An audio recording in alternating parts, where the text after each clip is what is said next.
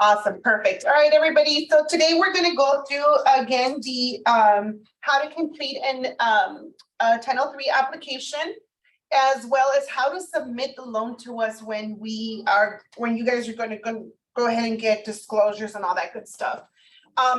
So I was able to get some mock credit reports because I know last time that I did it, I did not have that. So as you guys know, when you guys do log in, you're going to have your welcome page. This is how everybody's is going to look a little bit different. This one's how mine looks. So just to go ahead and jump right in. The first thing you guys want to go ahead and go to is you're going to complete any 1003 application. You go under your contacts. And you're going to go ahead and add a new buyer. Or new contact, I'm sorry. So you add a new contact here, and it's going to give you this blank page. And then hold on, let me get my buyer's name. She gave me a new buyer's name.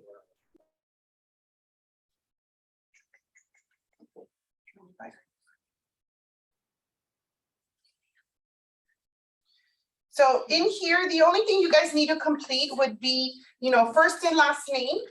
So my, of course, how they're going to take title would be good. So here's how my client's name, I put his social and the address.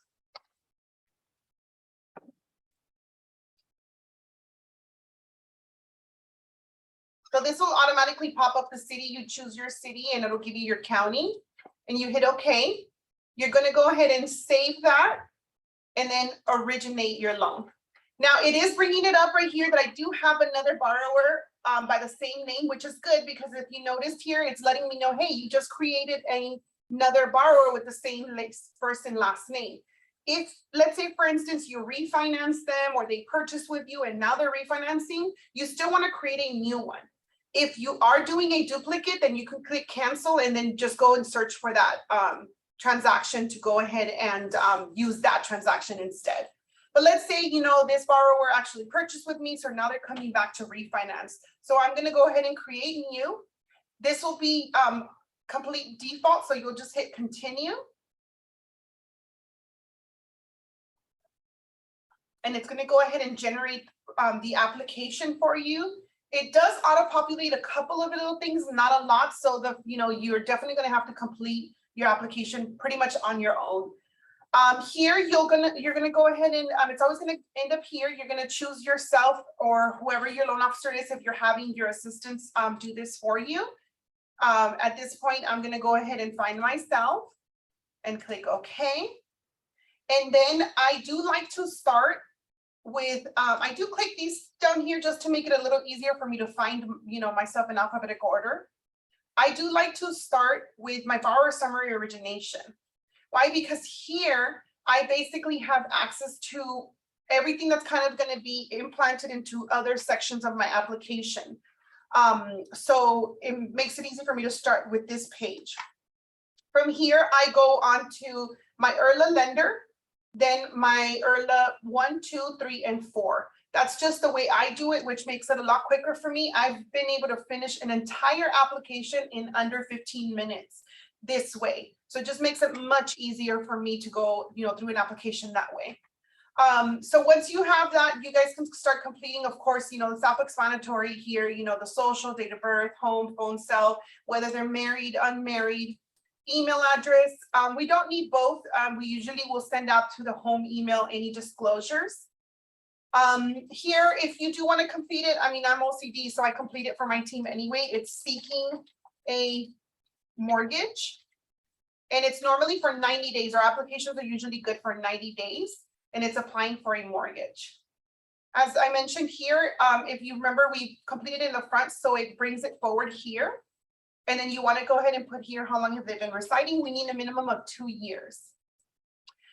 It is if they're like, let's say for instance, they're buying and they live with the parents, they don't rent and pay rent. You can put that here. If they do pay rent, how much do they pay in rent?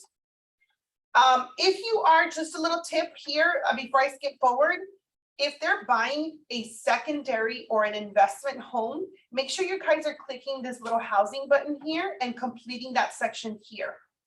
Reason for that is because it will not translate for some reason from your liability. So you want to make sure that it's reading your DTI correctly if you're buying a secondary or investment home. So you want to make sure you put your financing amount here, because that's going to make a big difference. I'm sorry, your mortgage amount here, if they have either a mortgage, whether it's HOA dues. I had a situation where they were buying an investment home and it was not placed here correctly, and our DTI shot through the roof when we went in and put, you know, taxes and insurance and HOA. So it was, you know, just a big pointer. Investment and second homes, you want to click that little pencil here and complete your present housing expenses. If they have not lived there for 2 years, you want to complete their former address. If it is at least 2 years, just click does not apply. Here you have your credit section. If you're going to go ahead and get it authorized either face-to-face, you click this. Let's say we took the application today, whether it was phone, face-to-face, internet, and mail. Most of the time as LOs, we either do phone or face-to-face. A lot of our clients nowadays like doing it over the phone. So, you know, either one. And of course, we're going to go back to this, writing the credit here. And then this will generate this. Subject property, just always make sure you guys put TBD, not TBA, not TBS. For some reason, the system, if you put TBA or TBD or anything like that, I'm sorry, TBS, it will auto-generate your alerts messages. So you have a section here where it'll alert that you have 3 days to disclose your loan. Even if you know the address, let's say this is a refinance and you know the address, but you don't have escrow open, you're still missing paperwork from your client, all that good stuff. You don't want to trigger your alert message for your disclosures. Why? Because let's say you're missing a ton of paperwork. You only have 3 days to disclose that. So if you trigger it and you have to disclose it, let's say on the 3rd day, but it's the 3rd day and it's 5 p.m., you're going to have to start your application all over again. So you're better off just putting TBD. You can put the zip code. It's not a big deal because that's not going to trigger the disclosures. It's just when you place the address. So just for you know, assistance with your team here, just put TBD. Your disclosure department will go ahead and finish the address here for you and send out the disclosures when we do have a full submittal application. Property type, whether it's an attached, you know, maybe like a PUD. Here you do have a section for PUD, condo, or detached for a single family.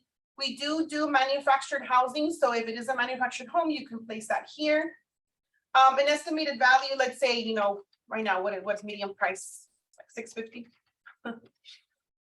Let's say, you know, they're buying a detached $650,000 house. This helps a lot if you're doing a refinance to make sure your LTV is correct. Construction method, always site build or manufactured home. This is important when you're running DU or LP because it will ask for this. So that's the reason why we do complete this section here, because it'll state that the method is not correct, and this is why. So these are just also going through little glitches that the system has when you need to run DU or LP. The transaction details, you click these little lookup sections here, and you'll see that we have all of our programs here. We don't show the 20-year yet, but we're going to go ahead and get that in there. You can use either the 15 or the 30 and then just change the terms. So let's say they're doing either a, let's do a 30-year cash out refinance. If you notice, it'll auto-populate certain items here, and it'll give you your terms here. So you can just hit select. If you are giving your client an estimate, because a lot of clients nowadays are getting really, really savvy and they're requesting estimates, you can click this little lookup button here on the closing cost and click your conventional. We do have FHA Streamline, FHA. So you have the options to, because every option has a different type of closing cost. So let's hit the conventional here, and I'll show you guys where it kind of auto-populates. Document type, normally we always just put full doc here because the majority of our deals are full doc.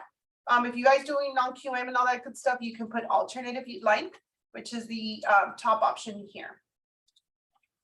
If you notice, when we chose our program, it auto-populated these selections here. You can edit these. These are, you still can edit them even if you have this here. Your disclosure department will update the loan program as needed, if needed. Let's say you do have a primary residence that's units. This is where you would put your gross rents. So if you have, or even if a primary residence that you're purchasing, you go ahead and put your gross rents here at 75%, and it'll automatically add to your DTI. Going down here, if you are doing a refinance, let's say, your loan amount is 400,000. If you notice your LTV here is already at 61%, you could put your note rate. And it'll automatically, put your note rate up here. So it's going to start automatically populating your payment based on this loan amount, based on your program that you chose and your interest rate. For some reason, if you don't choose a program, it does not populate your payment. I'm not sure why, but it's probably a small Encompass glitch. So you want to make sure you're always choosing your loan program, not just clicking through these, because for some reason it just won't pick it up. I'm not sure why. So as you notice, we've already gone ahead and completed this page. That was pretty quick. I'll go back to the running credit because I actually have to go to another file because I forgot the numbers. But anywho, so once I'm done with this, it's going to auto-populate to a lot of these pages over here. I like to go to the lender because let's say, for instance, you're in front of a client, you're trying to pre-qual them, but you don't want to complete the whole 1003 because you want to do it fast. Some clients get impatient. I complete this page because it's rather quickly, and then I go straight to my lender. And then here, how many units? Let's say they have a 1 unit or 2 units. It's important you do complete this here because again, if you're running DU or LP, it needs to know whether you're doing units or a single family, right? Because it's gonna, like I have a purchase right now that I'm doing. I ran DU and it was asking me for 6 months reserves. I ran LP and asked me for no reserves. So I'm going to go LP. It's the same pricing. You know what I mean? So because the guy did have money, but at the same time, I didn't want him to, like, what if he didn't, right? What if he did not have those 6 months reserves? So you guys want to give yourselves those options and making sure that you tell your system what it is so that you know what your, DU and LP is going to ask for. The legal description, again, you can leave it blank, but if you're a little OCD like me, it's just see prelim or see preliminary title report. Again, here you want to go ahead and let the system know whether it's a condo, a PUD, or if it's not located in a project. The reason again for this is for your DU or LP, because if you're letting it know it's a condo, it's going to let you know whether you need a full assessment of the HOA or a partial, which is easier for you guys because that way if they need a full assessment, we do have to get it approved. If it's a partial, it's much easier for you to go through your purchase transaction, right? So let's say this is a single family. As you notice, it's already transferring over your purpose of your loan and your property, what it'll be, whether it's a primary, secondary, or investment. The purpose of the refinance, you want to let the system know whether it's cash out other, rate and term, or usually that's the ones we use, either cash out other or rate and term. So it's really up to you guys how you guys want to name it. The reason we just choose those two is, again, it's just system preferences. I don't know, Encompass is finicky. So you don't need to complete the other stuff. We can go ahead and complete that for you. But if you want to, you're not refinancing with the original creditor. So that's no. So the two things, if you are doing a rate and term, you want to put limited cash out. Again, for some reason, when you do run DU or LP, it would state we no longer do no cash out rate and terms. Weird, it's a glitch. So if you're doing a rate and term, you click limited cash out. If not, it is a cash out. You're required, you can get that off your property profile. What, that you kind of know, like, hey, they bought it in 2014, you just put 2014 now, not 44. Again, if it's full doc, whether it's a streamline, you can click that there. You don't need to click this because we don't do construction loans as of yet. I don't think so, but I'm sure we will. Estate, you do want to complete this section because again, DU and LP will ask what type of estate it's held in. So it's always fee simple. We are not doing leasehold. That's basically if it's a land lease. So like, for instance, some manufactured homes have land leases, some don't. So that's for that. Manner of the way title will be held. If you guys don't know, you can just click the other. No biggie. So this is where it becomes important. If you're doing your application, the mortgage type, again, it's going to translate from that first page we completed, as well as your mortgage, where it's, you know, being placed. We mostly do first lien unless they're doing a HELOC. So we want to make sure this stays the same. We are going to be in first position. As you notice, this transferred from that same page, which is your terms of your loan. And now you have your payment. This is where you guys go ahead and put your taxes and insurance, mortgage insurance, HOAs, all that. So this is why I do my borrower summary, my lender, and then I go to their income if I'm trying to do a quick application with a client in-house. You know, because some clients, like I said, oh, I got to go to work or something. So here, you know, I usually quote it $95 if I don't have the insurance in front of me. If you're doing a refinance, you definitely want to get your taxes from your property profile or from a tax bill from the client, or you can get it online. If not, for a purchase, it is the little pencil here. And then you're going to hit this as a purchase, and it's calculated at 1.25. Now, it's not going to let me right now because I'm not doing a purchase, but it will calculate it and populate the property taxes here for you once it does a calculation monthly. So that's what makes it easier for you guys. If you're doing a purchase, your little mouse, make sure this is purchase price. I've had instances where it's sent over to me and it's done under loan amount and the taxes is incorrect. So our DTI shot off the roof and it was not good. So you guys want to make sure it does say purchase price for a purchase because it has to calculate based on the purchase price. If you do have mellow rules, you can place it under your other and place it here and it'll calculate for you. So that you guys can make sure that you're adding that mellow ruse in certain sections, right? You know, there's a lot of places that do have mellow ruse. So that's for the property taxes. For your mortgage insurance, if this is a FHA, again, you hit your little pencil field and you hit get MI. So FHA, whether it's an FHA refinance or an FHA purchase, once you hit the get MI button here, it'll auto calculate your upfront mortgage insurance as well as your monthly. So you don't need to do that. So it'll do it for you. So that way you don't have to remember, oh my God, how much was it upfront? How much was it monthly? Boom, you just hit get MI for FHA, it's there. If you're doing a conventional, you do want to price it. So we can help you guys with that. If you guys don't have access to either Essent or any other, Radian does it. We usually price it out with Essent only because it's the one we normally use, but we do have 3 or 4 different ones we use. So whichever one benefits your client and is fastest is what we're always going to do for you guys to help you guys out. But if you don't have access to that, Radian is very good online. You don't need like a login and password, and it'll price it out for you. And I will do eventually a class on that, just a quick MI quote, just so that you guys can see. But I don't want to take up too much of your guys' time today. Let's say this is conventional, and then they are going to do mortgage insurance because they're, right now I know we're at 61, but let's say we're above 80%, but they're trying to get out of an FHA, and you're at 82% on a conventional. Well, let's say your mortgage insurance is, 18% of your loan amount, which is going to be way less. Look at that, $60, way less than FHA. And it's easier for them to get out of that FHA loan and go into a conventional rate because eventually this is going to drop off anyway, right? So you can put that there. And if you notice, it'll automatically calculate based on your loan amount and the percentage that you put in here based on that quote that you're going to get. If it's a condo, co-op, or PUD, and they do have a monthly association, you want to go ahead and place that there. Whoops. No, go away. So you want to go ahead and place that there. And as you can tell here, let's just make up some taxes.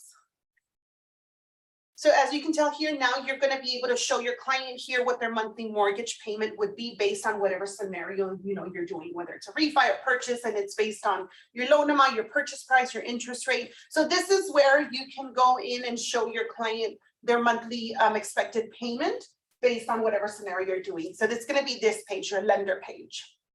So let's say we're done with that section and we're going to go ahead and scroll down. If you are doing a purchase and you do have a seller credit and you want to go ahead and place it in here, this will be the page where to put it. So you have a total credit, you have a section L here. So you're going to click this little lock button. Let's say it is a sale and they're giving him a $10,000 credit.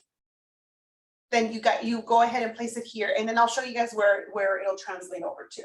But this is where you put your seller credits. So now we're going to go ahead and scroll down. The last thing on this page is whether or not the borrower is going to be completing a homeowners association, a homeownership education. Sorry about that. Let's say they're doing college FA, or, I know Bank of America has a new crazy loan coming out. They are required to take their home ownership education. If you're doing Home Ready, Home Possible, the 3% Fannie, any of that, these programs, they do have to complete a homeownership education. So you want to make sure you're placing this here, whether it's yes or no. If it's no, you place no. If it's yes, if you don't have this information, it's okay. Us as your processing team, we will help you complete this information in the future as needed, because most clients will not do their homeownership education beforehand. A lot of them do, but the majority will do it through the transaction. So you might not have that info till later. So that's okay to complete at a later date. So now we've done completing the IRLA lender. Again, if you're in front of a borrower and you just want to jump to it and see what they qualify for, you can go straight to page 2 of your IRLA and input their income to, let's say they make, an hourly rate of, 48 hours a week, $35 an hour. You can place that in there, and then you can let them know, oh, you know what, you're going to need a cosigner. Because you've already put the payment. You probably have not run their credit just yet, but you already know your front-end GTI is 55. So you already know they need a cosigner. So boom, I'm gonna put this application on pause. I mean, that's what I would do, right? I'm gonna put this application on pause with this client until they get a cosigner, because I know that, or of course you can bring the qualification down, but what if you just know that that's what they want, and they're gonna need a cosigner. But that's just if you're doing something with somebody in front of you at that moment. But if not, again, you go back to your part 1, because we've done the lender. Now we're going to page 1. In this page here, it's going to ask, of course, we definitely want to do date of birth, your citizenship, whether it's U.S. citizen, permanent resident. If they're DACA, you can click non-permanent and then put DACA. And of course, we're going to need citizen paperwork. Residency paperwork. If they're U.S. citizens, you just click U.S. citizen. Married, unmarried, or separated. If it's unmarried, it's going to ask you if there is anybody who's not your legal spouse who has any property rights similar to a legal spouse. This will be either a domestic partnership or anything like that. So you have to answer yes or no. The majority of the time it's no, because they are single. So you can skip through that. If they do have dependents, here's where your dependents will go, whether they have 1, 2, or 3, you put their age. This information again will be translated from page 1, so we can go ahead and scroll down through, because now this page from the borrower summary was already completed. So we're scrolling through this page, which makes it so much easier. And it's going to ask you for their mailing address. If it's a refi, a lot of the clients, let's say they're refinancing an investment property and they want it mailed to their primary residence. So then you complete that there. Why? Because this is where their payment information will go.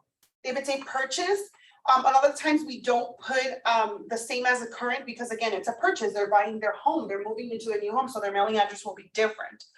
If it is a refi, it's their primary residence. It's going to be mailed there. Just click same, and there you go. It just auto-populates it for you. If it's a military, yes or no. If you're doing a VA and you do need to complete this, it is going to ask you a few questions, whether it's a surviving spouse, whether they're retired or discharged, if they're currently active in duty. We've had clients that do come in and are currently active in duty and are getting, certain compensation, whether, however they get compensated. So you do want to put that in there. If not, you just click no. Their language preference. This helps us out a lot here as well, only because if you do want us out to contact your clients, we want to know whether they speak English or Spanish. That's all we have here, English or Spanish. So if they speak any other language, that would be much difficult for us. So once we're done with that, we're going to go to the page 2. And here you'll go ahead and complete your employer information. If you're taking an application and you're in front of a client and you can get their HR info, that'd be amazing. Because it helps our team get your verification of employment much faster. Yes. My question is, do you have to click save every time you switch screens? Okay. Or is it automatically save as No. you move? So no, it does not. So he asked if I have to click save every time we switch screens. So it does not automatically save for you per se. If, God forbid, the lights go out and your computer shuts down, when you go back in, if you're not at a point where you've actually created a loan number, it may or may not save it for you. So I recommend, as you're switching through pages, yeah, click save. Because if you notice, look, right now I'm hitting save. And now, it's asking me for the borrower's email, and it's gonna go ahead and create a loan number for me now. So now if I go through the pages and something happens, God forbid, it may come back, and when you go back to click that loan number and it's shut off, it'll say, do you want to auto save? And you click yes. So that's when it'll actually grab the last thing that you worked on. But if you did not click save and auto populate a loan number initially, then that's when you're going to have an issue. Yeah.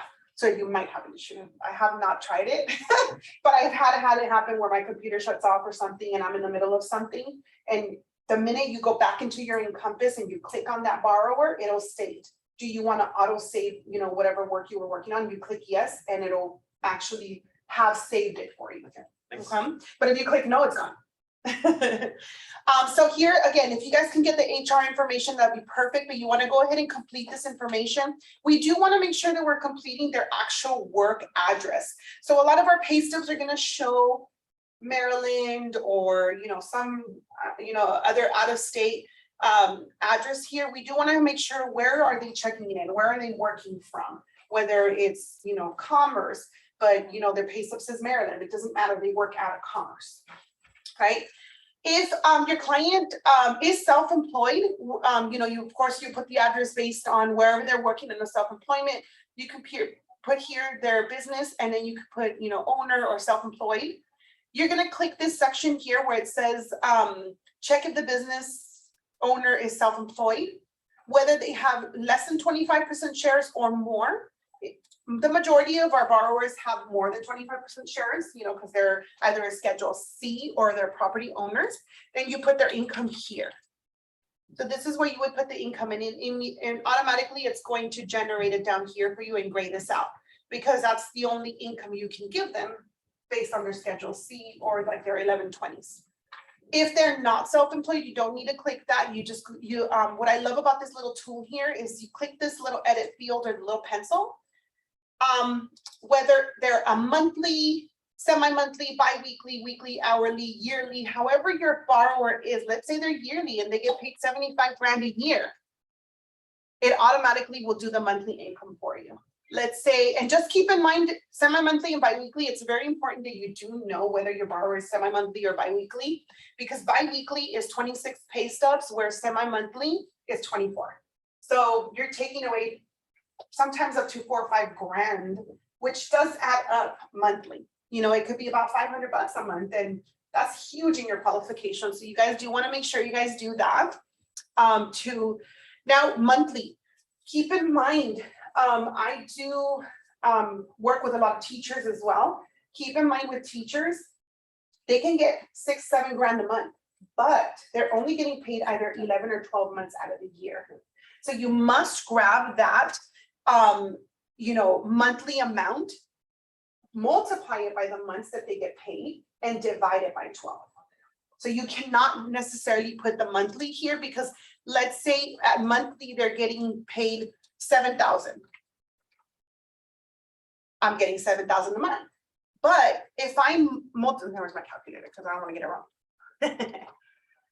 Let's say they're getting paid 7,000, but they only work 10 months out of the year. It's 70,000, but I divide that by 12. I am now getting 58.33 a month. It's a huge difference, and it's going to make a big difference in your qualification. So you want to make sure that you ask your client, oh, you're a teacher, oh, you work for the LA Unified or Rancho District or whatever. How many months out of the year do you get paid? I just closed a deal last month where she was a teacher. She got paid 11 months out of the year. They did give her a yearly salary, which benefited me because it was 75 grand. But it did state it's 11 months out of the year paid, so she doesn't get a paycheck 1 month. In those cases, for instance, we do have a 30-day pay stub requirement, meaning they can't be more than 30 days old. In that case, her last pay stub was in July. I closed August. My pay stub by the time we closed was expired technically, but she would not get a pay stub till September. So just a quick little, explanation to my processor, place a note. She does not get paid in August because she gets paid 11 months out of the year. Her last pay stub is in July. Her next pay stub is not till September. So that, as long as we give those explanations, well, obviously she's not gonna, how is she gonna generate a pay stub, right? But we were able to divide her income and still qualify her. Yes. And what I found out, or some information that I got, some teachers, yes, they get paid like 11 or 10 months out of the year, but then they have an employment those 2 months that they're, so how would that work out? So in the guidelines, the selling guidelines, whether it's Fannie or Freddie, it would state that they need to have that employment for a minimum of 2 years. Now, we've had situations where we can try to make it work. I'm gonna be honest, it is a lot of the times based on underwriter discretion. Because sometimes they'll give it to you because let's say it's not just 1 year that they've had it, they literally do it for the last 5 years. Yeah. Well, they have to find some way to get paid for those 2 months, pay their bills. So we may or may not be able to use it. It will be case by case. Okay, so, but it's a good point to bring up. So what she was asking is a lot of teachers that do have, maybe they get paid 10 months out of the year and they have another employment for 2 months. Again, it's a case by case scenario. We would just have to if I have situations like that, that's a great thing that I love about this company is we have straight direct access to our underwriter and other people here that can definitely answer your guys' questions. So if you have a scenario in that way that you're like, you know what, let me get back to, because I had a client just right now that it took me a week to get a verification of employment. This man was a salary employee, or I'm sorry, an hourly employee. He went into sales, so he's now straight commission. So it's the same company, but I have to restructure my income because I can no longer give him his base, which he had a bi-weekly base. I can't give that to him because he's not gonna get it. You see, so if it's a scenario that is a little off, yeah, girl, bring it in. We'll help you. Okay. We'll help you out, or shoot us an email. We do have a scenario desk and all that so that we can help you structure it the proper way. Because like I said, it happened to me.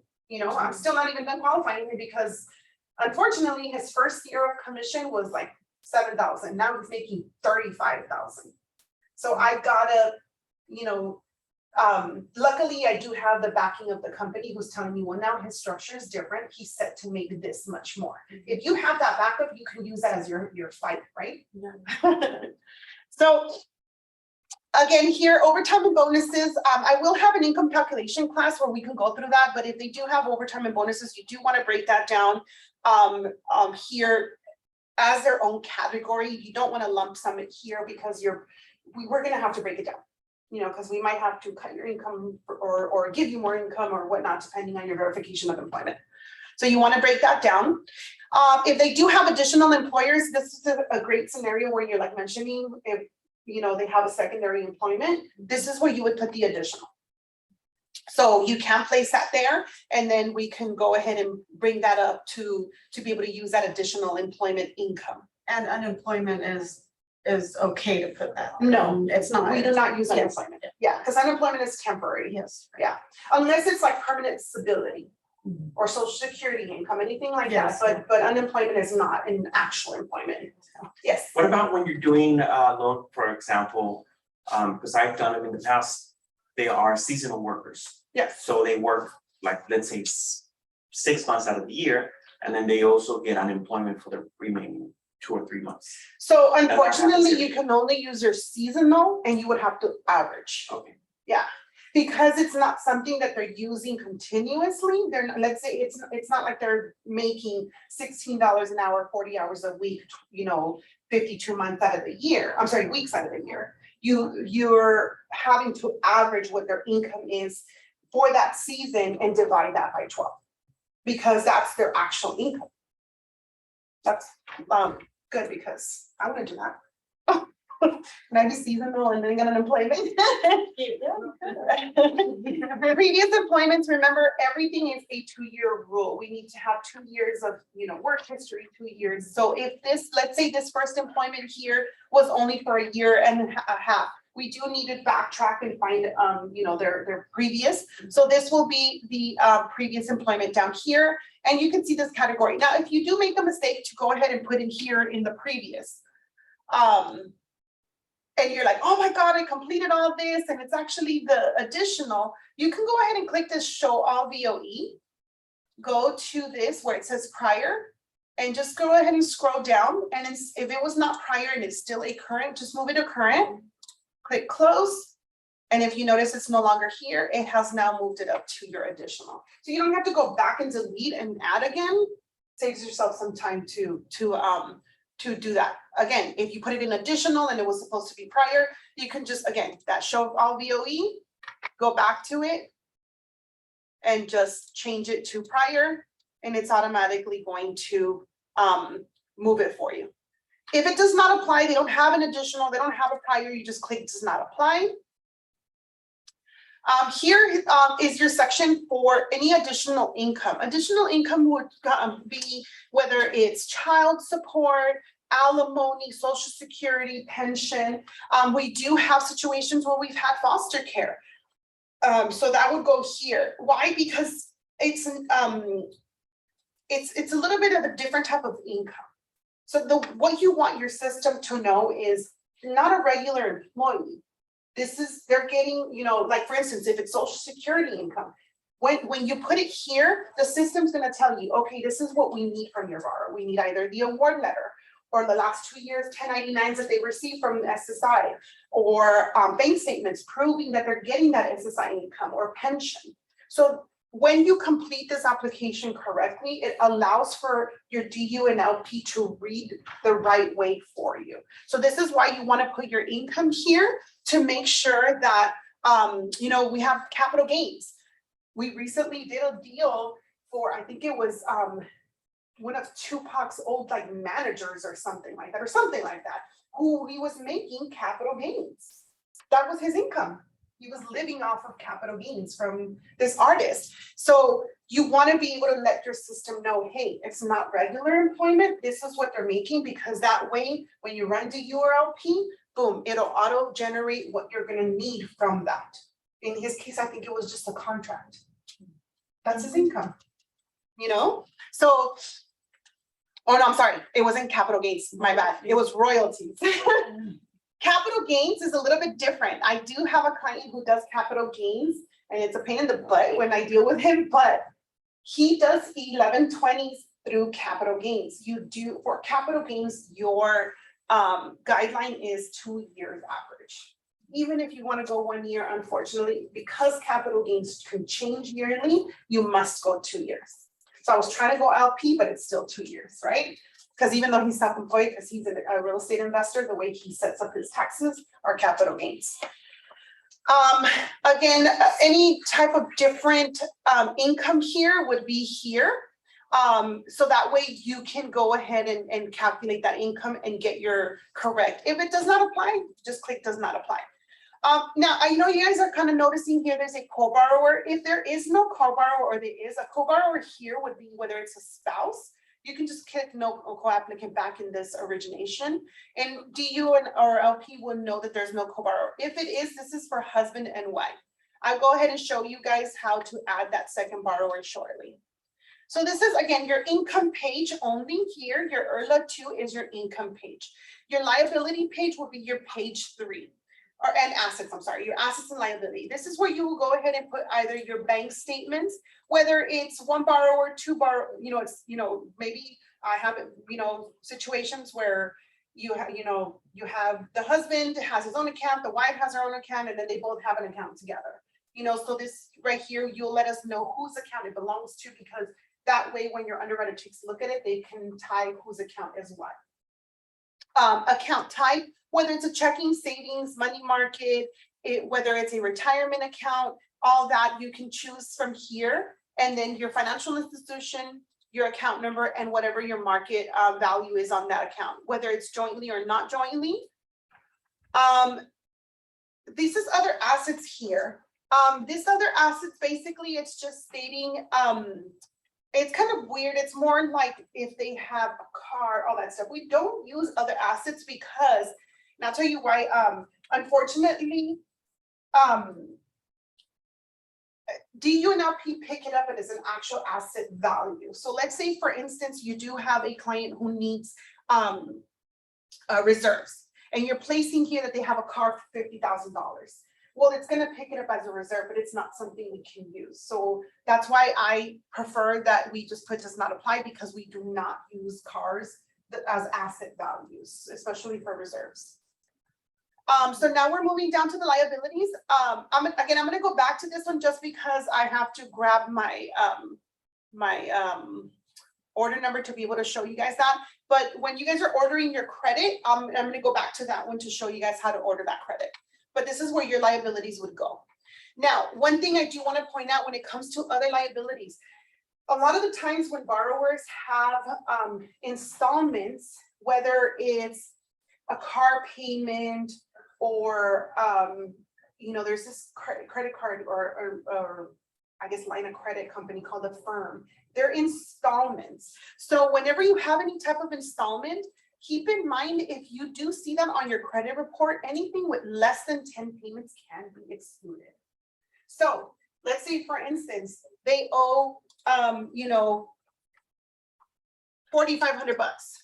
and their payment is $500.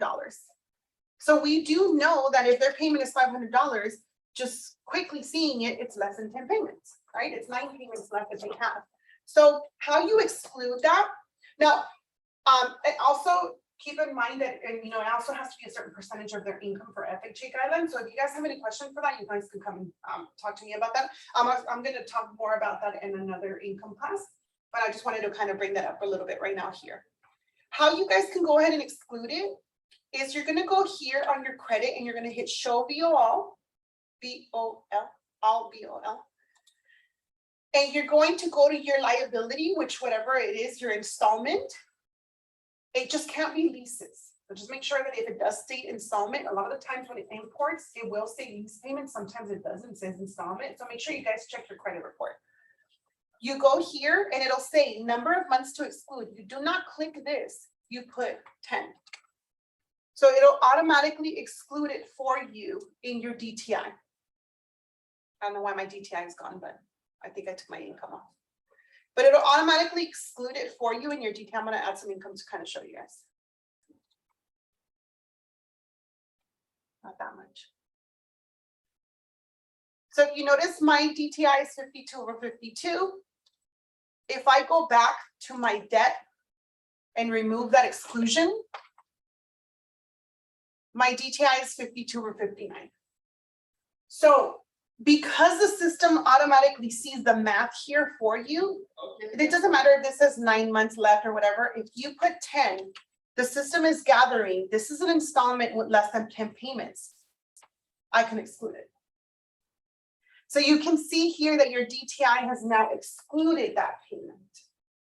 Now, another thing that you do want to make sure is if your installment is a child support, and it'll say child support, it will say, or sometimes it'll say LA County or something like that, because usually it's the county that has the child support has been filed under, but under your little notes in the credit report, it'll say child support.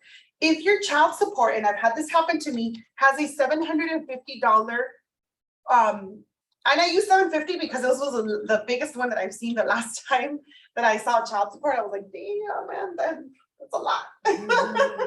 But then again, it does take a lot to take care of a kid, right? If it is an installment and it's child support, on your DTI, it would pop up.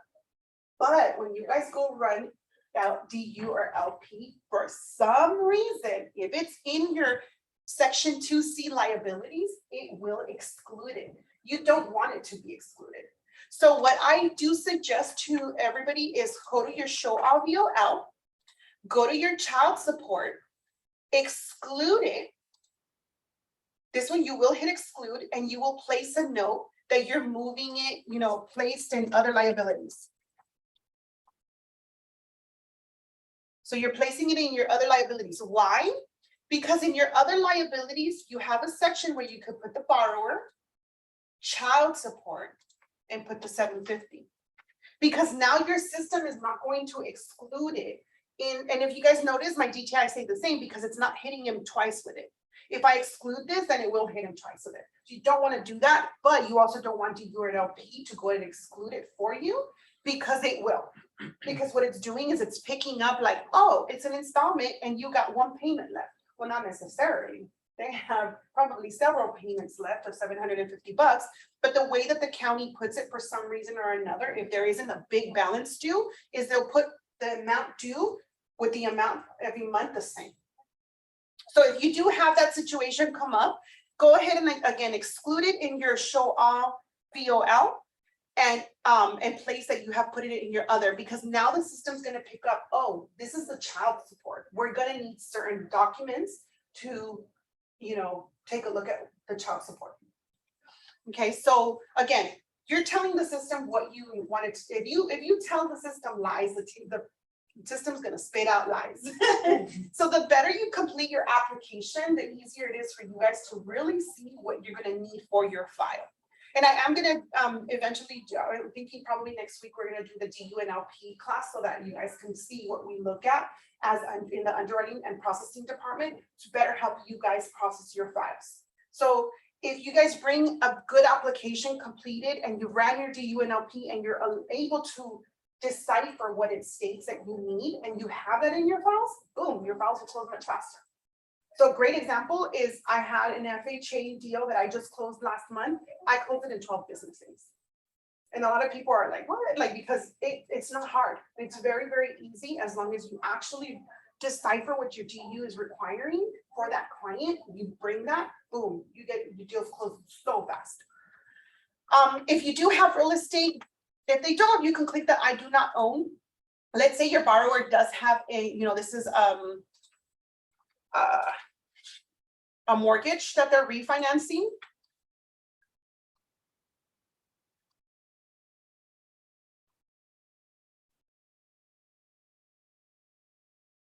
Let's make it smaller. Let's say they're cashing out. So we're going to go ahead and you can complete it here, or you can hit your show all VOM and attach it, right? Let's say you are refinancing the subject property. So what I'll go ahead and do is you can complete it here. I personally like to do the show all VOM only because I like to attach it a certain way. And again, little OCD. You click your plus button. You click the bank that you're attaching that mortgage liability to. You hit OK. And it's going to go ahead and attach that. Let's say this is your subject property. So we're going to click subject property. So now it's, if you notice, it's giving me that TBD. It's letting me know it's this property that you're refinancing. So now you want to go ahead and go in and complete this section. Property is what? My primary residence. It's going to continue to be used as my primary residence. Let's say in the future, you have a client who is bought a fourplex as a primary residence, but they're going to then use it as an investment. You do put investment here so that you can give them that departing income. And again, I'm going to do that in the income class so that you guys can see that, because that will take up a lot of time today. So this is your primary residence, using it as a primary residence. And if you now notice, it has attached my mortgage payment, but it does look a little bit different here. Why? Because this payment is actually picking up from my current payment right here. Oh, no, wait. Sorry, I lied. Why is it picking up twice? It should be the 1,400. See, this is why I prefer to do a real credit report. Oh, I'm sorry. Yes, it's picking up the payment. Sorry, my bad. It's picking up the payment plus your other expenses. My bad. So it's picking up your $1,400 mortgage, plus it's picking up your taxes and insurance and HOA expenses and the mortgage insurance that we place in the lender page. So that's what it's doing. The $1,400 plus the $955 If you notice, it's almost another $1,000. So instead of it, so it's picking up that right there. Here, you want to let it know whether it's a hold. If it's they're refinancing that property, then it's a hold. What type of property is it? Whether it's a single family, if it's units, when they acquired the property, the year built, all that good stuff. If this is a departing unit and you're using that, you want to put your gross rental income here. Let's say it's 2,500 and it's a departing, your percentage of rental will go here, right in here. So if it's a departing, we only give it 75%. Unless they're gathering income from a Schedule E, you cannot give them 100%. Okay, so it's 75%, and it's going to automatically, for some reason it's not picking it up right now, but I'll go into the other system and do it again. So it'll automatically populate your net income or loss here. So that way and the reason it's not giving it to you is because it's your primary residence, actually, I'm sorry. So it'll automatically give you a net here if it's an investment property that you are. If it's an investment property, that's when it's going to actually go ahead and do your income calculation here and give you whether it's a net income or loss on that rental income. So that's why it's not giving us a calculation right now, because it's a primary residence. Again, if they don't own a property and you did complete all this and you're like, my bad, you can click the X and hit OK, and it's gone. So these little X's are so awesome because back then we didn't have them, and it's like, having to go and tab and delete. So let's say, they're buying the property, you just click I do not own. So now we'll go to page 4. Again, a lot of the stuff that we're already completing on each page is already translating to certain sections. Now in this page, you just have to fill out the rest, right? So we already know this is complete. Let's say the house, we did complete that in page whatever. So it'll automatically, again, construction method, you want to do site built here. I usually do go in and click whatever does not apply, because it just makes it easier. This is just basically stating, are you getting any other mortgages or any new loans? Well, we don't want them to. We want them to just do the what we're doing, because then that's going to mess up our DTI, right? If you do know that they're getting another mortgage, you do have to hit them with that liability. Fuerzas.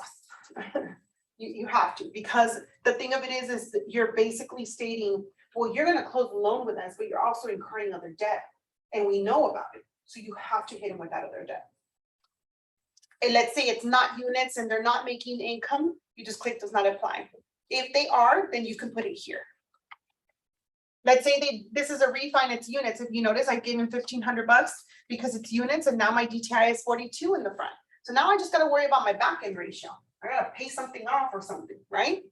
So they have it in their Schedule E. Now, another situation I have right now in hand. I have a client who bought a property in Arizona in December, did not start renting it until February because they had to, they were planning on moving out there. They did not move out there. So in February, mid-January, they found a tenant. So February, they started renting it. You're not going to see that in their Schedule E because they have not filed 2022 taxes because the year's not over. You can give them rental income. You just have to prove they're actually renting this property, right? For instance, my client is making $2,000 a month on this rental property in Arizona.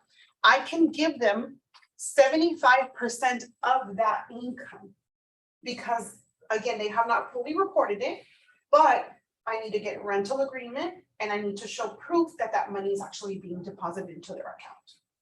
So you can. There's ways around it. Again, if you guys have scenarios, you guys can hit me up. If they're getting a gift here, whether it's a refi or a purchase, this is where you would go ahead and complete it, whether it's the borrower getting it, both co-borrower, whatnot.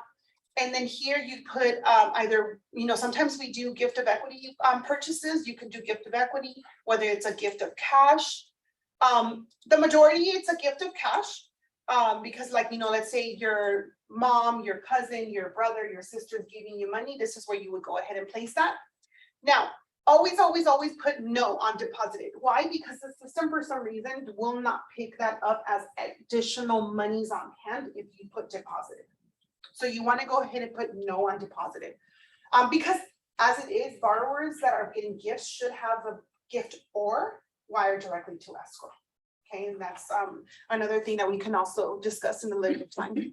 Your source is either going to be whether it's parent or a relative. The majority of the time we see parents giving gifts of money here. So you give them there. And that's where your gift of money will come. And why we want to put it here is because on your assets, even though this section here is your asset, up here, it's not their money. They're getting a gift. And again, you want to let the system know, hey, my borrower is giving me a gift. What do I need?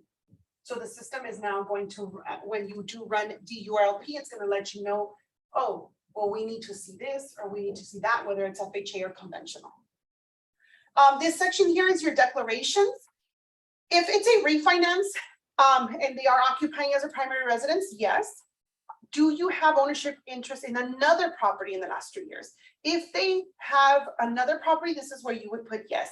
If the property that we're discussing is a current property on hand, it is no, because it's asking for another property. So let's say they did have a property and they sold it, then it's a yes. But we know that they sold it, right? If they do have another property that's either, you know, a second home or investment, this is where you're going to go ahead and let them know, well, you know what, I have another home. It's my second home, or it's an investment property that I'm renting. I own it by myself, with a spouse, or somebody else, un socio. So that's where you complete that. This is only for purchase transactions, that stating that if you have any type of affiliation to the seller of the property, the majority of the time it's no, because most of our clients are not buying directly from, you know, any family relation. A lot of the times they do. So whether or not if it applies, if it's a purchase transaction only. The rest is should be no, all the way down, hopefully. But you know, it just depends on the borrower. This is just basically stating, are you borrowing money for this real estate transaction? Yes or no? Again, if they're borrowing money, we need to know what the monthly payment amount is going to be to repay, because we do need to go back and place it in your liabilities. So that's why I mentioned the majority of the time this should be no. Have you ever applied for another loan through this transaction? So what it's stating is that it's not disclosed in this loan. Again, if they're applying for another mortgage, you must hit in with that liability. So again, it should be no. I've had clients that try to pass a sneaky one. So this is, again, if you're applying for new credit, whether it's an installment, credit card, they must disclose this to you. So it should be no, but you know, some clients are very good at trying to hide stuff, but we'll always find out because we run LQIs. So before we close a loan, before we do a CTC on a loan or clear to close, we must run what is called an LQI. So it's a credit refresh. So we do, it's a soft tool. So we do find out. Yeah, that's why, yeah, I don't know if you've ever seen those memes that say like, don't go buy a car. Or they'll say, oh, I almost closed on my transaction, but my borrower bought a car. Yes, yeah. Yeah. They finance a fridge. Yes, exactly. Yeah. I always, so that's one of the biggest things that I always teach, you know, other LOs or new LOs is make sure that when you're taking your credit application, you tell your clients, I'm very direct when it comes to that. And I just tell them, because they'll ask me, well, how long is this application good for? I tell them 90 days. So far, I tell them as long as your income does not decrease or your liabilities do not increase. I go, so if you want this qualification to last you at least 90 days, make sure you don't quit your job. You know, if you're gonna go get paid more, cool. If your debt's gonna go down, awesome. But don't quit your job. Don't, you know, if you get another job that they offered you more money or better pay or better hours, whatever, that's fine. You know, but just let me know, because I'm going to need to now change my application, right? I need to put that employment as a previous and get a new pay stub from your new employer to make sure it's secure, right?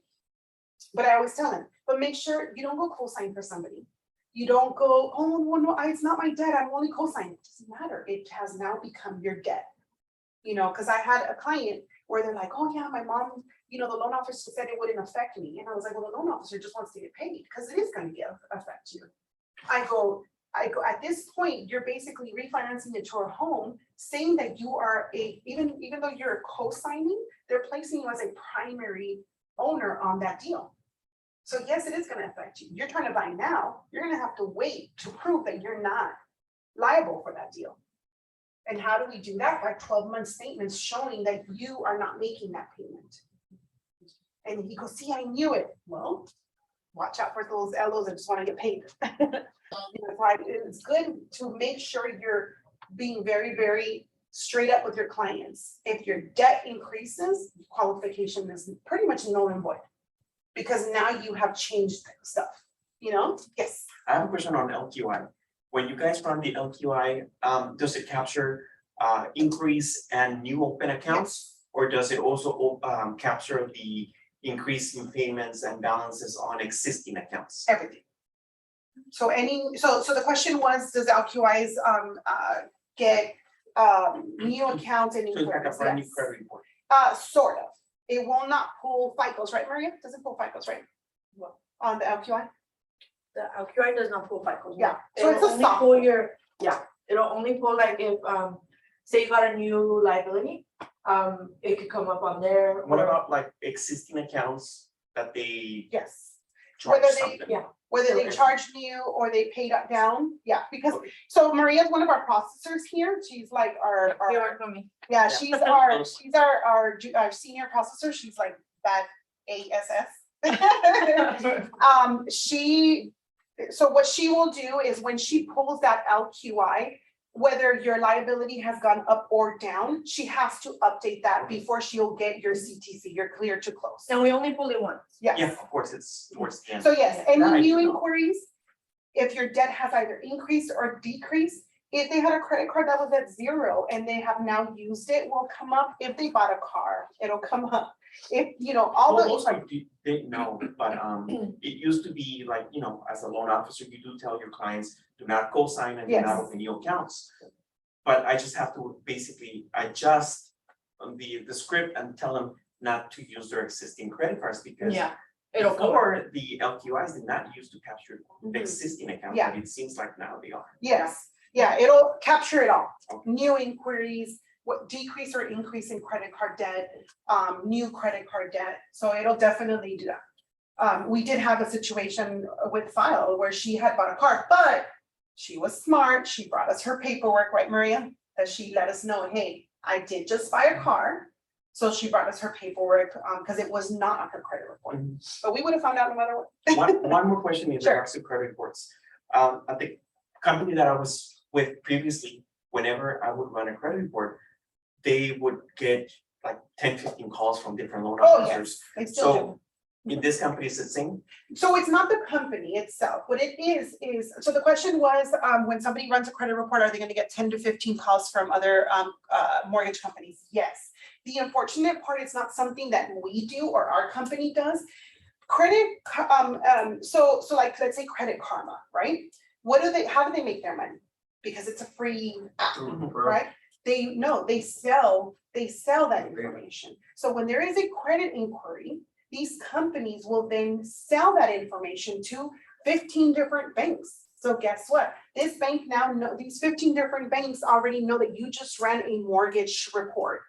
So you're gonna get 15 different mortgage companies or lending companies calling your borrower, bugging them. Should I then, before I run credit, not enter their email and phone number? Well, that to not won't make it so matter. Easy for them. Well, that won't matter, because remember, unless they have opted out on certain things, their information is public. Oh, It's unfortunate, yes, because I normally, when I run credit, I run it through our MFI system, not a lot of times not through Encompass. And the reason I do that is just because sometimes, I mentioned this in my last class is, there are times when your clients are very aware that their debt is significant. bad, so what do I want to do? The first thing I want to do is I want to make sure if it's really bad, what can I do to make it better before I waste 15, 20 minutes completing an application, right? So I'm very about is my time, what my time is worth, right, when I'm a client.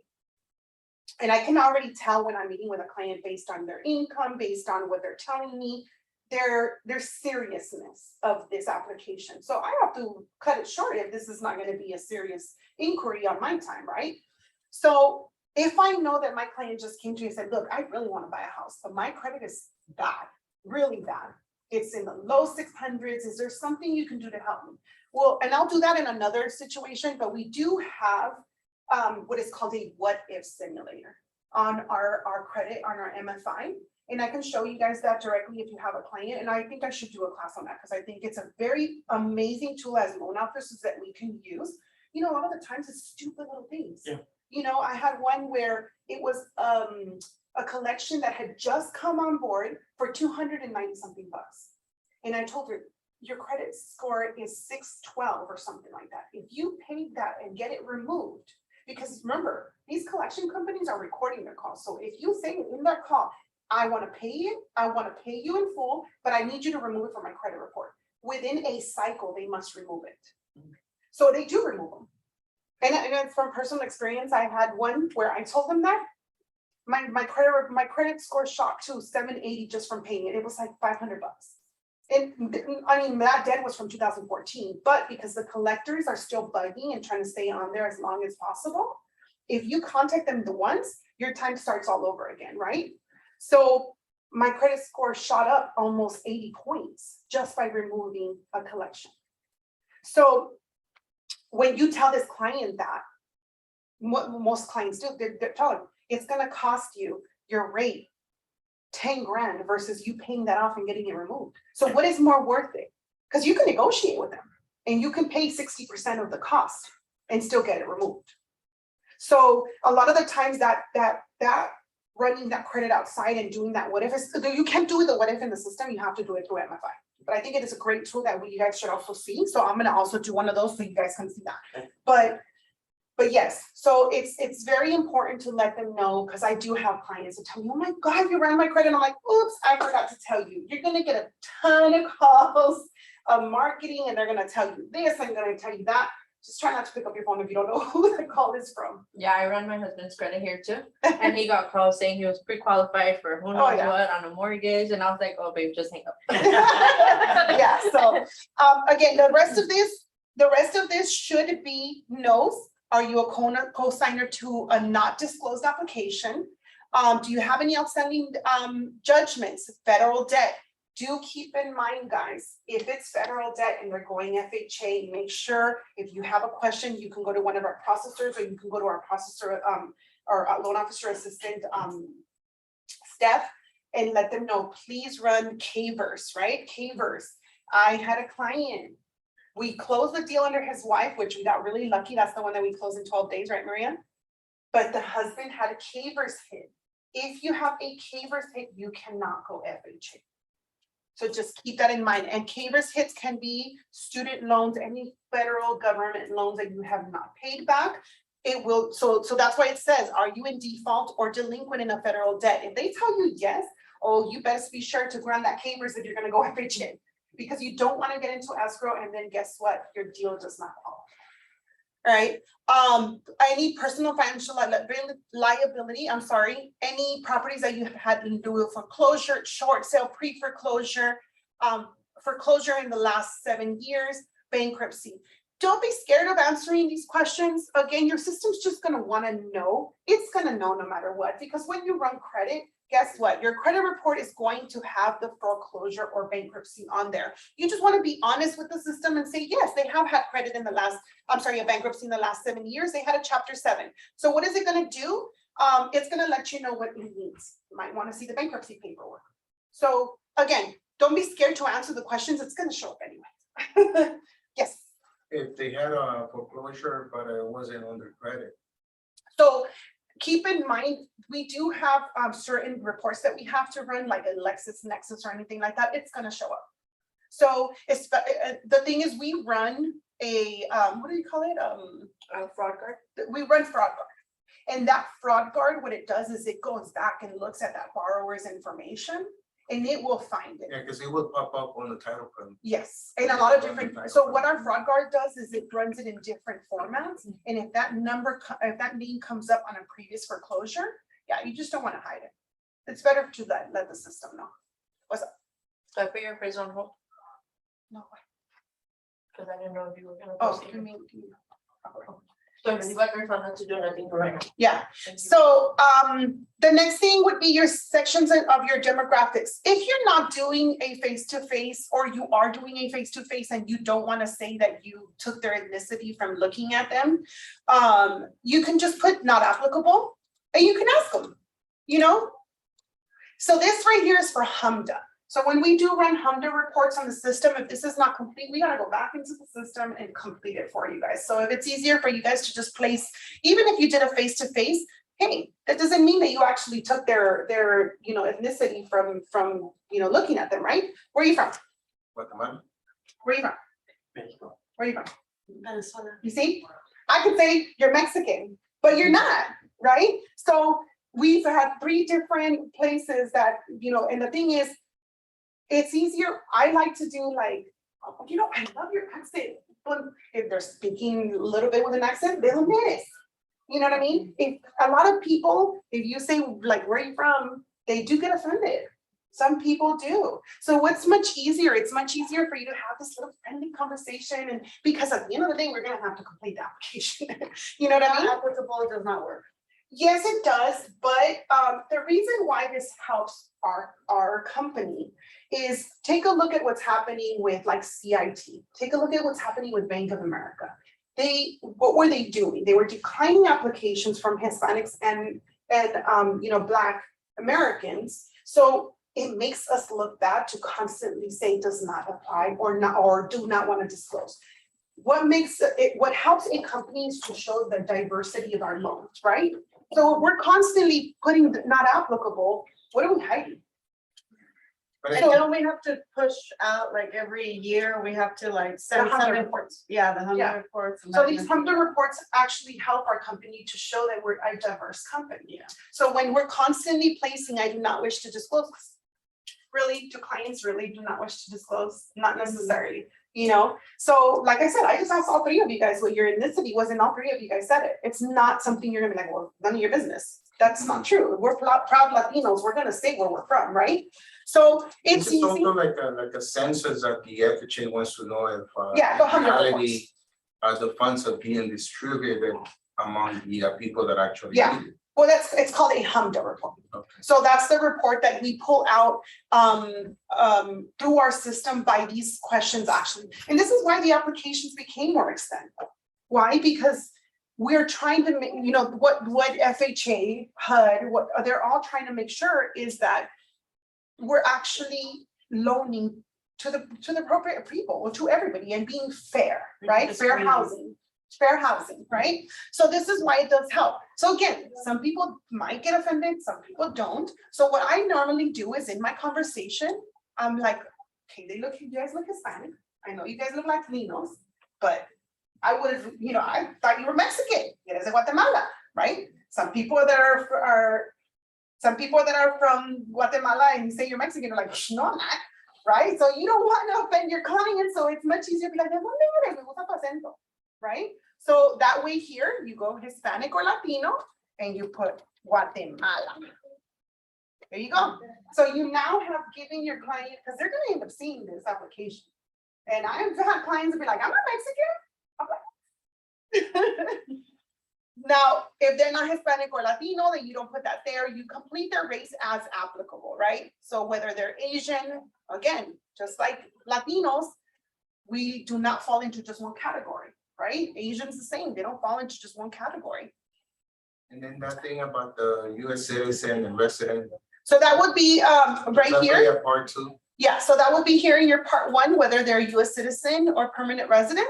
That would be there where you would go ahead and let them know. So now, just keep in mind, when you do have a permanent resident, somebody that has DACA work authorization, we do need to make sure that we're making copies of the front and back of their work authorization permanent residence card. There are additional information that we do need to disclose. To gather. I forgot the number of the form, but there's forms that we do need to gather when we do have someone who's not a US citizen. So it helps us to help you, right? So we know what to ask your borrower for if you were contacting them directly, or if you guys are doing it directly. So this is how you guys go ahead and complete an application, and we're done with that. Do you guys have any questions? So when I was mentioning the seller credit and all that good stuff, in your 2015 itemization, remember we added the closing cost. This is where you're gonna see that a lot of the stuff is pre-populated. Now it's not gonna give you title and escrow fees, so if you are wanting to give somebody an estimate, you definitely want to disclose that. If you need some help, hey, come, this is what we're here for. You have a processing team, you have an LOA. I'm here. I do, right now I'm focusing more on trainings versus underwriting because I'm in the underwriting department, but that's what we're here for. So you guys can give us a call and we're gonna go ahead and walk you through how to complete this if the borrower is asking for an estimate. As I mentioned, borrowers are getting very savvy. They're very, very savvy. They are not dumb. But I mean, I've had clients that have never been in the mortgage industry in any way, shape, or form, meaning they've never bought, they've never sold, they've never been around it, and they're asking all the right questions. The more upfront you are, the more you can hold on to that borrower. I had a borrower who was qualified 2 years ago. He just went to get pre-qualified not too long, 3 weeks ago by another lender. And then got pre-qualified by me last week. And he said, I'm going with you. All the stuff you have told me, I have never been told by any of these mortgage companies I've ever gone to. So the more information you relate to your clients, the more they're gonna love you because you're schooling them. That's what we're here for, right? Now, again, if you guys need help with that, this is what we're here for. This is where you guys will see all the fees that come in. Obviously, we're not filling out all the fees, but remember I told you guys you'll see the seller credit. This is where you'll see the seller credit right here or here. It's the same thing. It's just showing it to you twice. But remember, we completed in that other page. Are we able to get a, like an, it's not gonna be called a loan estimate, but maybe like a, something that shows what the closing costs, like the Closing fee sheet, basically? So this is where I was showing you guys where you guys would get that fee sheet. Okay. Yeah, so that would be something definitely I might be able to do a class on that. Right now, we have not set one up for it, but if you have a like a one-on-one that you want to come to my desk, I'm more than happy to show you how to maneuver the fees. If you're just like, no, that's a little too like, can you help me? Again, we're here to help. So I'm gonna go get out of that file and get into another file just to go back to just show you guys how to run credit. Again, I had a credit already on here and I wanted to test it out. So how you guys run credit? So we can run credit on your borrower summary page, your origination page, or we can run it on your liabilities. It's the same thing. The only reason is I had not saved my credit reference number, so I wanted to go ahead and go in through there. So when you go to run credit, you're gonna hit your order credit button. You're gonna always do MFI. Cobius is only for certain type of transactions, so this is not something we use. 99.5% of the time you're gonna do MFI, and you're gonna hit submit. The code is for commercial? No, I believe it's a soft pool, something that we have that's for a different type of loans that we do. If you have a borrower 1 or borrower 2, you want to click what borrower you're running for, right? So we're going to click Patrick Purchaser. We're going to go next, and you're going to get to this section here. If you're doing a new report, it'll automatically be this here. You are going to need to complete your credit card information, or if your borrower is paying for it, you need to complete their information here. The majority of the time, this is why we have a credit card authorization form, because you do want to have it in hand to show proof that they did authorize to pay for this. Okay, so just, keep in mind, you guys, I'm pretty sure you guys have been in the industry a long time and you've heard buyers are liars. They sure are. We had a deal years ago with Yessie and I, where the borrower came back and said, I never authorized you to run my credit. Well, guess what? We have the authorization in the file. So they, what were you gonna say there, right? So again, this is already information that's being translated from your borrower summary page. Remember, we completed the borrower's, I can't scroll up, but we completed that borrower summary page, which will have your purchaser's first and last name and their social. You do want to make sure you put their date of birth because, for instance, my husband's name is Juan Carlos Munoz. His dad's name is Juan Carlos Munoz, right? They have a different date of birth, but my brother's name is Carlos Hurtado. My dad's name is Carlos Hurtado. And they have actually, one time my brother had a credit card company close his credit card because there was a change in the debt on one of the other credit cards when the debt wasn't even his, it was my dad's. So that's why putting the date of birth on your application is extremely important when you run your credit, so you make sure you're getting the right borrower. Again, so this information is already going to translate from the information you already completed. You complete the credit card information here and account name, and then you hit finish. When you hit finish, it's gonna do its little do its thing and run the credit and pull it up for you. Okay, in this case, let's say we ran the credit report outside of escrow. You did an application, they had messed up credit and we had to fix it or whatever. And now we want to put it into our system, but we don't want to have to pay for it again because we already did that. You're going to go ahead and here where it says request type, you're going to import from website. What you're going to place here, your credit report is going to have a reference number. You place your reference number there and you hit finish. You no longer have to put the credit card info because you've already paid for it. So now it's going to generate, it's, that's what I'm saying. It's doing its little, doing its own thing. It's requesting it. It's waiting for a reply. It's going to go ahead and download it. Boom, it downloaded and it opened my credit report. This credit report looks a little funky. It's only because it's a test credit report, guys. But here it's going to give me my FICO scores. It's going to tell me which one's my mid. Now where'd my mouse go? So, and it's going to show me like my liabilities. Here's, my credit scores. It's showing me all my liabilities and all that good stuff here, right? We go back to your loan because remember, it's going to populate and open this. You click your loan tab. Now you want to import your liabilities because you want to make sure your DTI is correct. So we're going to go to page 3 because remember, page 3 is our assets and liabilities.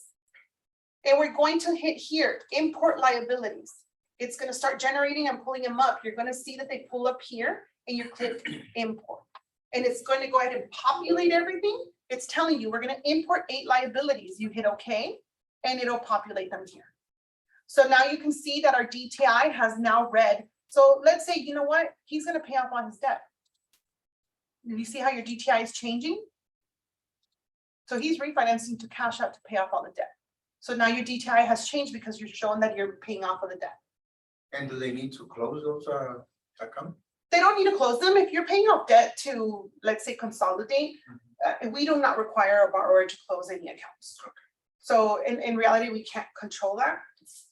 So the only thing we can say is, let's say, for instance, our DTI is above, 50 in the back and it's not qualifying, then they have to pay off some debt. They just have to pay off that revolving balance. Okay. So that monthly liability is no longer in existence.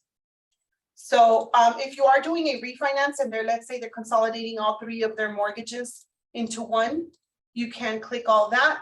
And it's not going to change your DTI here. If you notice, the reason for that is because remember your mortgage, how we have to create that DTI, you have to attach it to your residence, right?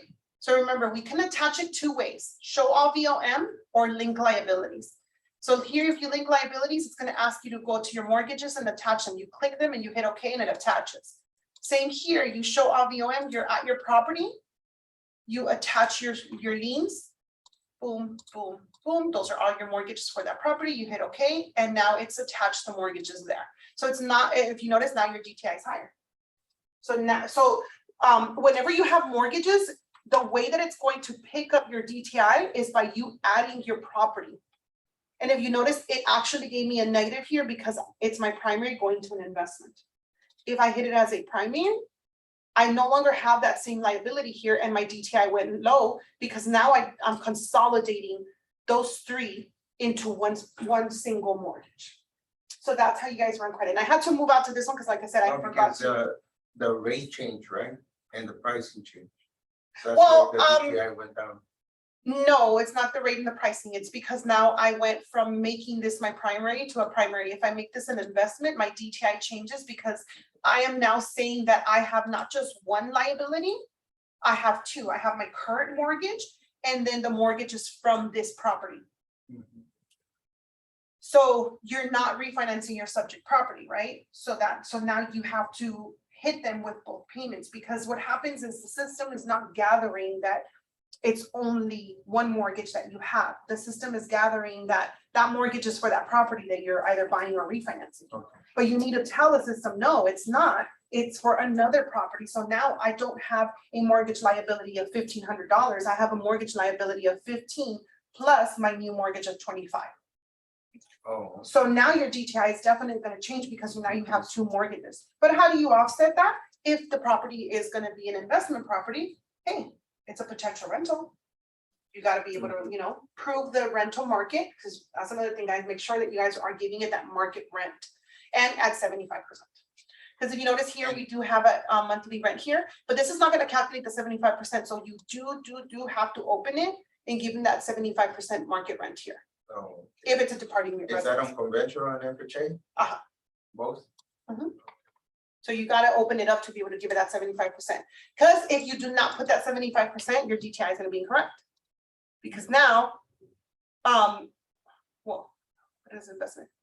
But whatever, it's not gonna pick up your DTI correctly. Oh, it didn't erase it. See how now you have a positive stream? Where if you give it the appropriate 75%, which, because it's a departing, you're at a negative 438. That's a huge difference in your qualification. So let's say we remove that, because remember, right now we're at 47. And you hit 61. You're at 42. That's a, 5% difference right there. That can be a game changer. If you're, let's say you're at 47 and you go over that 5%, it's 52.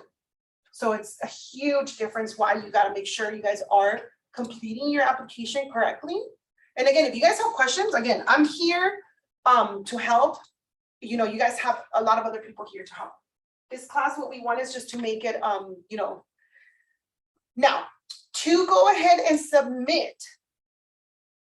To run credit, it's $29.50 for one borrower and $50.25 for a couple, husband and wife. I'm gonna put $29.50 single and $50.25 couple. And this is if they're a married couple, or they could be fiancés. I've had fiancés, they want to be husband and wife. They're not married yet, but that's up to them. They're the ones who are going to tell you how they want to take title. We cannot tell them legally how they can take title. The only thing is, of course, if they're brother and sister, then can't do that. Now, so last things last on this, now that we've gone through the application, how do you guys submit to us? Whatever type of client it is, and it all depends on how your client is, whether they're self-employed, pay stub, your DU and LP is going to tell you what we need. We do need identification. We definitely need to see that they're our borrower, right? We do need to make sure if they're a W-2 employee that we have a minimum of their pay stubs and their W-2s. If you're giving them rental income and it's something that's in the Schedule E, we do need to have full taxes, all taxes, 1040s, your IRS taxes, not the California, but they need to have all the schedules, whether it's Schedule C, Schedule E, anything like that. We need to be able to see all of that. Especially if you're giving them income on that. If you're going W-2 only because you're giving them straight hourly, that's fine. We can definitely do that, right? Because it's still considered a full doc because they're a W-2 client. So what do you want to see? You want to see what they made the last 2 years and you want to see what they're currently making. How do we see that? W-2s and pay stubs. Definitely, if you're doing a refinance, you want to have their mortgage statement. You want to have their insurance because we do need to update the loss fee of your insurance. So we do need to have that. If you do have an HOA on a condo, PUD, anything like that, we do need to have a contact for that company because we do need to request certain refinance documents if they're refinancing. For a purchase, we do need to have, of course, your purchase agreement. Anytime you guys are submitting any loan to us, the biggest thing that we need to have also is escrow contact so that we can get the master statement for a purchase or an escrow estimate for, the master statement is an escrow estimate, but it gives us both buyer and seller side because we do need to show that on our CD and L. If it's a refinance, we do need to have fees. In order for us to disclose a loan, we need to have fees. Now, keep in mind, to disclose a loan, the disclosure desk does not care about your pay stubs and IDs and none of that. What they want are two things. They need to make sure that you guys have fully completed your application. They need to make sure your credit report is in there. They need to make sure you guys have ran DU and LP and it has passed. Why? Because they want to make sure you guys have an actual file because these are man hours, right? If you bring a loan and it doesn't pass, that you bring a loan and it does, and we're disclosing her deal, I mean, I'm sure it's going to bother you, right? So we want to make sure these are live, these are live loans. These are loans that are actually going to be going through. So DU or LP is ran, your credit reports are in, your application is complete. Again, disclosure desk only needs 2 things. After that, you guys are gonna put all your documents, you're gonna click your e-folder, file manager, and you're gonna upload all your documents here in your unassigned. You do not need to bucket them. That's for our processors to do. That is not for you guys to do. We want you guys out there selling, right? But the more information you give us, the better, right? So if you drop everything in here, you could put pay stub. The pay stub is from 7/15. The other one's from 7/30. Then you put that on there. Bank statements from August. I have a client who has 6 bank statements. Really annoying, but at least put bank statement, Bank of America, from August. However, it makes it easier for you guys. But just naming them, so we're still gonna go in there and clean it up for you, but the easier for us, the better as well too, right? So aside from the master sheet, the other items that I mentioned, credit report, DULP, your application complete, we have and if you guys don't have this stuff, don't worry, we'll get it for you guys, just let me know. We do have an application submission form. This is important, guys, because if you guys are charging, let's say, an origination fee, or if you guys have, there's certain little things that we need on the information, this is very easy to complete. Who's the loan officer? We don't need to see your NMLS. We can pull it up too if you need to. Phone number, who your borrowers are, the subject property, what type of loan it is, the loan amount, what interest rate, because if we disclose, we need to make sure we're disclosing it correct. Some people would just input an interest rate and not paying attention on actually pricing it, right? So you want to make sure you're doing that. What your FICO score, what terms. Again, our system is not showing the 20-year option right now. If you need the 20-year option, put 20 years here. Do you want us to order the appraisal? The majority of the time we do anyway, because that's what we do in-house. Whether they want impounds or not. If you have a borrower who does not want impounds and they're refinanced to remove the impounds and change their payment, you want to let us know, because that is important. It's important on how we do our estimates. The property type, whether it's a fixed arm or interest only, what type of doc type you guys are doing, whether it's a purchase, refi, rate and term, or cash out, and what type of occupancy. Here's where you will put your origination, whether it's a percentage or dollar amount. If you have a weird scenario, you go ahead and complete it here. Let us know, hey, they have like my situation, they have a property in Arizona, they bought in December, they just started renting it, but I'm giving them 75%. I'm going to get you the rental agreement and 3 months bank statement showing that they're getting that money. Boom. Okay. As your processor, as your LOA, we now know the story, the backstory. So if this is a weird situation or some type of backstory, this is a great section to add comments and notes. So that's how we submit to our disclosure. To have everything for processing, of course, you guys do need all your income and asset documentation. And this is something that we do refer back to in case, because, we've had situations where they're like, no, I wanted you to disclose that, 2%. We're like, well, where's the form? You know what I mean? We want to make sure we're doing you guys a service. Other than that, so that was pretty much the class for today. Again, we're just reiterating the application. Let me see. Is there any other questions? Anybody on the chat? I am going to do the DU and LP class soon, because a few people have requested it already and we have not done it. And I'm going to do the basic income class. We are going to be doing a lot more classes. They are going to be, we're going to try to make sure that we do them also in Zoom for those of you who are a little bit further away. But we want to try to make sure that we're helping each other as a team with whether it's education or guidance or whatnot. So if you guys do have any suggestions, I'm going to put my email here really quick. If you guys want to shoot me a message, and let me know, hey, I would like to learn this. It's jmunoz@icorelending.com. I can create a class for it. So our goal is to make sure that we are helping you guys grow, whether it's through education, through however we can do it. I'm also going to be doing soon the Surefire and for marketing. So that way, if you guys want to make sure you guys, how to use Surefire properly. So you guys can do campaigns, anything like that. So that's coming soon. I'm prepping myself to be able to prep you the right way. It's a really cool tool. I just started messing with it. It has single property sites where you can offer your realtors, hey, I can get you a landing page, a website for your listing. It's a great tool to, to bring to, open houses in your area where you can, hey, this new listing just came up. They're gonna have an open house this weekend. Boom, boom, boom. You create this website for them. You text it to them, be like, hey, you can use this.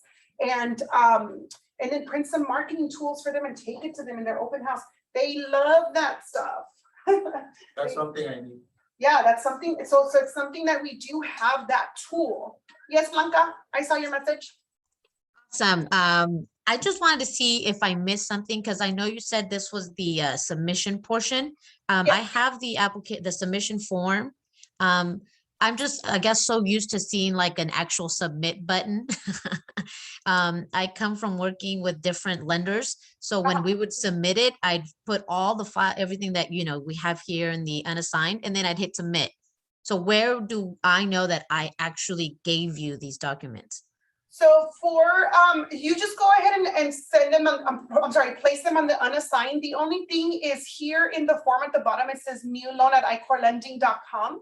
You just need to attach this form as well as your fee sheet or your escrow information for us to ask for the fee sheet, and that's your submittal. As long as all your stuff is in there, like I mentioned, your credit reports have been ran and imported, your DU and LP have been ran, even if it's with a TBD, that's okay, because we're gonna rerun it at processing for the underwriter. Okay, so our actual submission key is sending you that email. Got it. So Okay, perfect.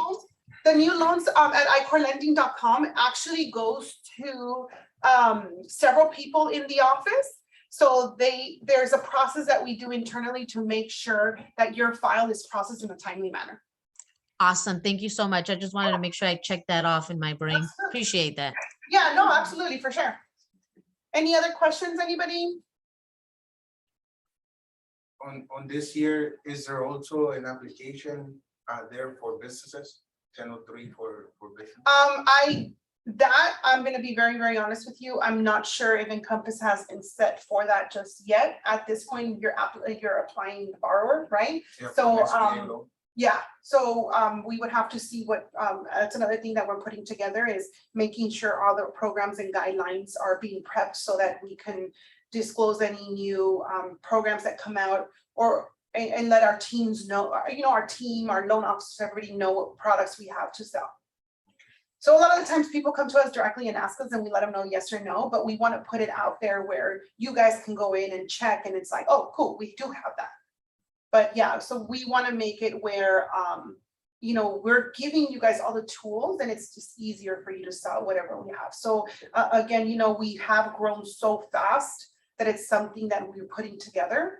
And I've been put in charge of that so that I can make it easier on you guys as loan officers. Because I'm a loan officer as well, and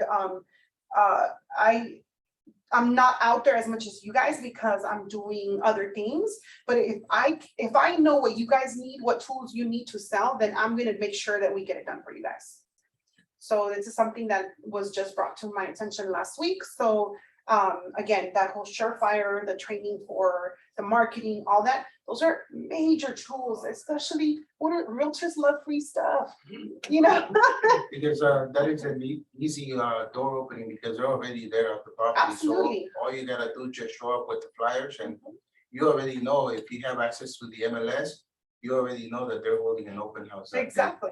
And even at that, like if you see a new sign that comes up around the corner of your house, boom, super easy marketing tool right there, right? Walk over there and take them some, one of the things that I like to do is, those little tiny water bottles from Sam's Clubs or Costco, get them a little case, especially with this heat. They're out there in these open houses and you bring them a little case of water, with those buckets at the 99-cent store, fill it up with ice and waters and maybe some sodas, bring it to them with some flyers. They're like, who is this guy? You know, so our goal is to provide those tools to you guys. I mean, you're gonna buy the waters and the buckets and knives, but, you know, but provide those tools to you guys to be able to get out there more. You know, it's important for us to help you guys grow. You guys grow, we grow, right? Yeah. So again, we grew so quickly in the last couple of years that these are new tools that we're bringing to our LOs to show. So one of the biggest things is that we had is that a lot of our LOs were not aware of how to submit to us, as well as how to complete a full application. So we want to make sure that we're providing those tools. Any other questions? Well, thank you everybody so much for showing up. We wanted to make sure that this one was a Zoom recorded. We are going to have a library of recorded calls and recorded trainings, so that if you guys had to step away, you know, because trust me, you know, I have kids at home and there's days I'm at home working and I get distracted. You guys can go back to these recordings and go back and look for the tools. If it's not something that you like and you want to ask me as in person, I'm here Monday, Wednesdays, and Fridays. I'm sorry, Tuesday, Wednesdays, Thursdays. I'm already giving myself extra days. So I'm here Tuesday to Thursday from 9 to 5. If I'm not here and it's a Monday, even if it's a weekend, I have LOs that text me. I don't mind. So my email's on there. I do check my emails in the weekends. I will put my cell phone here as well. If you guys want to go ahead and text me, you're with a client, it's a Saturday or Sunday or a holiday, you know, and it's hard to get a hold of anybody in the office, I don't mind. I'm an LO as well. I was a realtor before, so I know what realtors like. What do they like? Quick answers. So if you guys want to contact me, I'm more than happy to. Okay, like I said, I'm not here Mondays and Fridays, but I am available and happy to answer any questions. If you guys do want to come in, you have a file that it's something that you're like, you know what, I really need help with this now. Cool, come on in. I'm here Tuesday, Wednesday, Thursday, 9 to 5. All right. Thank you. And if I'm here, if I'm late, you can bring me a coffee and I'll be happy. Thank you everyone once again. I really appreciate it. And we're going to keep you guys posted on upcoming different classes. And again, if you guys have any suggestions, please send them over to me. I'm more than happy to create classes on them. It is my goal and our company goal to train you guys to be, you know, great LOs and great salespeople. I talk a lot and that's my sales technique. But if you guys want any pointers, you know, I'm more than happy to. I'm not like, you know, crazy out there all the time, because again, I'm here in the underwriting department. I just was recently asked to do this because everybody kind of seems to like my, I don't know, my classes. So I'm happy to help. I had the help of several different people who mentored me through the years, so I would not mind. All right. So thank you guys. Whoever's here in person, I found Dulce in the kitchen. So thank you, everybody. Have a great day. Thank you. Woo. A ver.